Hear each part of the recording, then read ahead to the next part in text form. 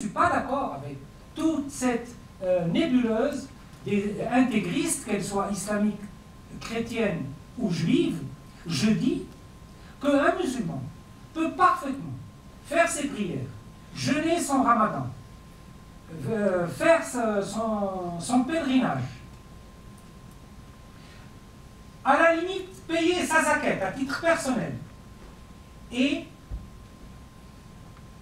abandonner les affaires juridiques et politiques à l'État, qui est le représentant de la société. Je ne vois pas en quoi il est interdit à un musulman d'être ce que j'appelle un musulman du fort intérieur. Je ne sais pas comment vous allez traduire ça.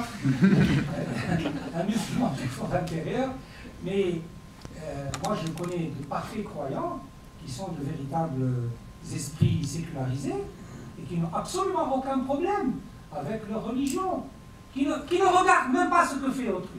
Moi je prie pour moi, je jeûne pour moi, je jeûne pour être agréé par le Seigneur, dans le cas où je crois au Seigneur. C'est tout. Ce que l'autre fait ne m'intéresse pas. Et aux États-Unis, vous vivez quand même dans un pays où vous avez de nombreux musulmans qui vivent leur religion dans un pays démocratique qui les laisse croire et prier comme ils veulent, sans agacer et sans ennuyer les autres. Et vous vivez très bien votre islam dans ce pays qui s'appelle, vous êtes musulman, je pense, et vous vivez dans un pays qui n'est pas musulman, qui vous laisse la liberté de croire, et vous vous confrontez tous les jours, alors que vous êtes musulman, à des juifs, à des chrétiens, à des non-croyants. Quand même, admettez une chose, nous sommes dans un monde moderne, où la liberté de croire doit être reconnue, mais la liberté de ne pas croire aussi doit être reconnue. Pourquoi voulez-vous que dans les pays musulmans, nous imposions l'islam à ceux qui ne croient pas en Dieu, à ceux qui ne croient pas aux prophètes, à ceux qui ne croient pas en l'au-delà?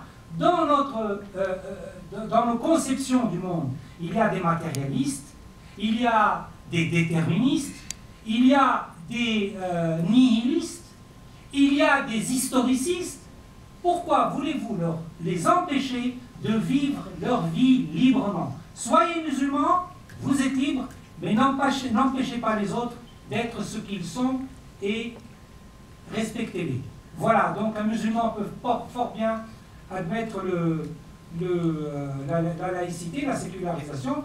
Je vous ai parlé tout à l'heure du discours de Rachid Ghanouch. Rachid Ghanouch, il n'est pas loin de cette position. Quand il défend l'idée de Almaniya, Juz'iyya, Almaniya, Ijra'iyya, il n'est pas loin. Donc il adopte une certaine forme de laïcité. Je sais que dans la Nahda, il y a des intégristes, il y a des salafistes, mais dans la Nahda, il y a également des modernistes, il y a de véritables démocrates, dont beaucoup d'ailleurs ont été formés aux États-Unis, en France, en Angleterre. Je n'ai pas besoin de les nommer, ce n'est pas la peine, mais il existe, et surtout dans la direction de la Nahda, de véritables musulmans laïcs au sein de la direction de la Nahda.